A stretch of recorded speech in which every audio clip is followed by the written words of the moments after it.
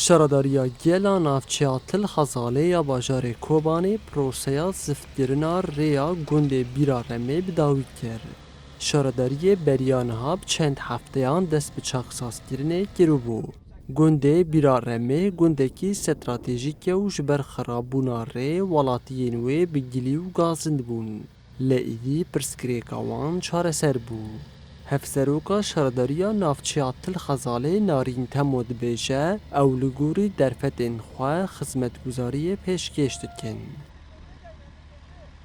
ام گنده بری رمه زفت دکنه بری زفت بکه مع تسویه پیشی چی کر هفته که نهاجی زفت دکنه تدی پروژه ما بدایی بو درجه خود 2 کیلومتر بو پعنی خواجی 6 بو سماک خواجی 7 سانتیم بو ما هفته بوجی ما زفت دست بکریه هیروجی روی داوی و حتی نیورو بقیده ولوی درکت دی ملت دکات آستانگی زوستانه نکامو در باس با پر زحمتی دیدیتن پر ملت دهاد خواسته که خود گوتن ریز زفت بکه ماجی گور امکانی ماجی خواسته که وانا بجیانی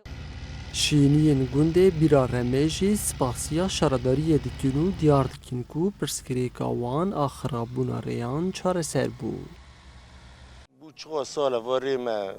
پیدا کرده بون چه کسی چه نکرد گونا نظام را کسی مر چه نکرد الحمدلله نه بلدیه می تل خزاله ها تجمر ریا ما چهار سر کردن 2 کیلومتر خواهی عام با ویا بی تشتک چه کردن خودش بیا راضی به واج کیلومتر کیلو نیوه که واج عمل شعبی گندی و بلدی و هفر بنا علی کار امش گیان شکر دکن ساعت و گیا خوش به عمال وانجی و تفاهی هانا که مساهمه کری هم دست یا ساق به خودش وان راضی به البرای یشیک ما پرده دینا حیا کم دگیش نگند به حاله که گی جلب و گیا و بنا اجمر زفت بو الحمدلله